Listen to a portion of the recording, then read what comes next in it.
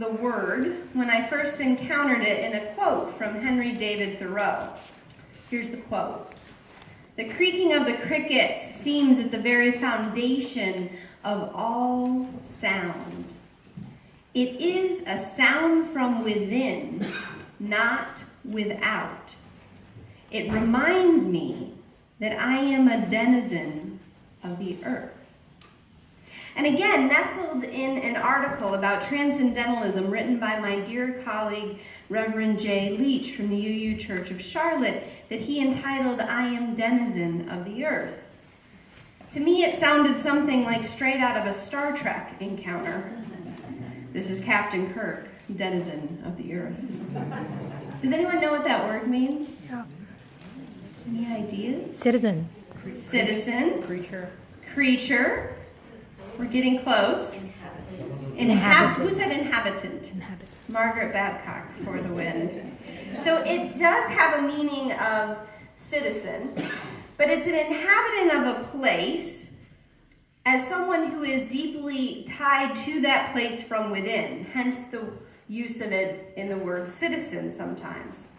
So to be a denizen of the earth, as Thoreau is claiming that we are, is not only to inhabit the earth, to live on the earth, but to be of the earth, to inhabit from within.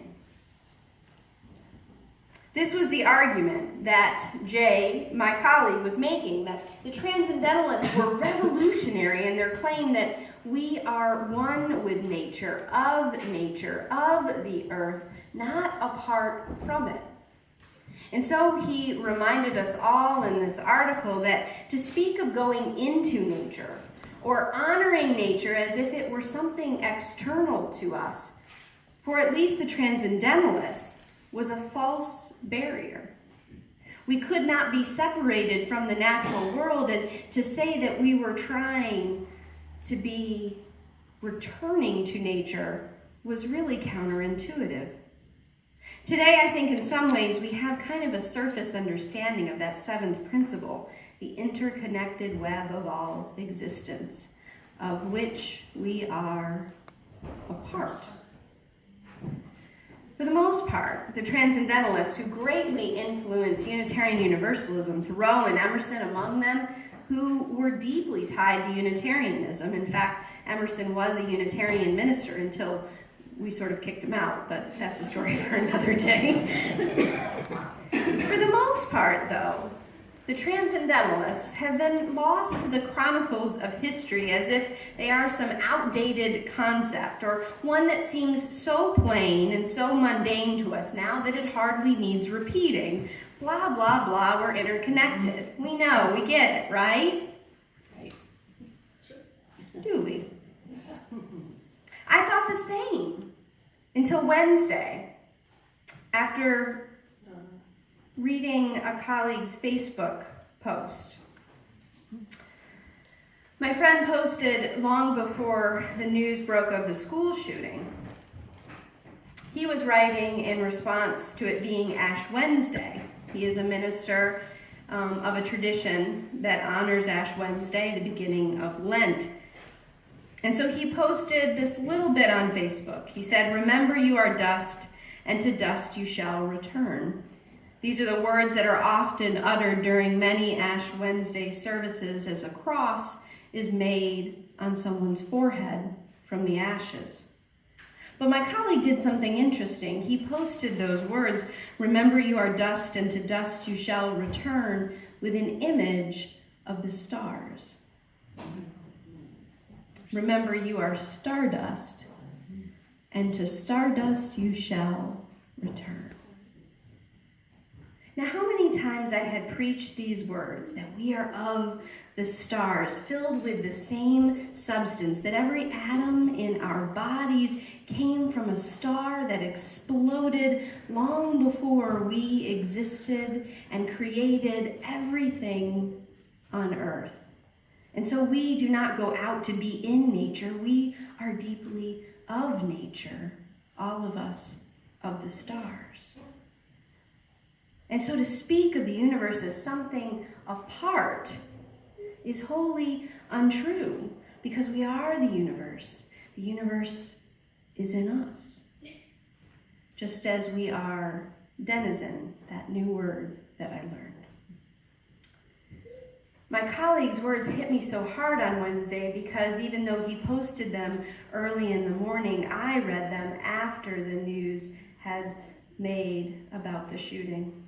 I kept staring at that image of the stars, considering what it meant. When we take the truth of our interconnection, that we are of the earth from within and the earth, then it seems impossible to lay claim that we should save the world or feel sympathy for those who suffer from violence, because in a word, we are suffering and we are saving ourselves. So what is the harm we have done to ourselves to create such barriers that we even speak with positive tones of going into the world when we are of the world? If we are to believe what the Transcendentalists taught us, then how do we live within the energy of the universe, that chi that you just felt, many of you, in your fingertips, and yet seemingly we go about our daily lives without noticing its presence? It is kind of how I feel sometimes, or hear, even when I say myself, when I talk about racism as a white person, and I say that we need to end racism because of the harm done to people of color. Well, yes, but doesn't racism hurt white people too? You can't have any system of oppression that does not also injure and dehumanize everyone in the system. Liberation doesn't come by setting up categories of who helps whom. Just as Lila Watson, the Muri visual artist, said, if you've come here to help me, you are wasting your time. But if you have come here because your liberation is bound up in mine, then let us get to work. Just as the decimation of the environment is not a charitable act of saving trees because we want to go into nature to admire their beauty, it is about being denizen of the earth, an inhabitant from within, who knows that the decimation of the forest threatens all of life, including, most intimately, our own. I think this questions all of the allocations we've given that separate us with falsehood. Can we speak of victim or perpetrator with such clarity now, without understanding the larger system in which we are all too caught as victim and daily silent perpetrators? Can we speak truly of that which is sacred and that which is considered trash? Or that who is other and those who are ours? This matters if we are to be about healing that does more than give us a sense of doing good, but rather is about collective healing drawn from compassion, a word that means co-suffering, that can truly transform the dynamic and stop the cycle of violence, whether between humans or plant life or animal life, or violence against the air that we breathe and the waters we drink. Why we do what we do matters as much, if not more, than what we do. One informs the other. If we belong to the earth in both a scientific atomic analysis, and that's as far as I'm going to go before I get in trouble with the physicists. If we belong to the earth in the sense of the spiritual undertaking as well of our ancestors' wisdom, those transcendentalists, then we are the universe. And our lives are about coming back to the truest state of our being. We have birthed our way to an independence and separateness that is threatening all life. And the path back home is found in the humility to belong once more, to belong to the beauty, to belong to the pain, to belong to the joy, to belong to the sorrow, belong to the creatures and blades of grass, to belong from within. Remember, you are stardust, and to stardust you shall return.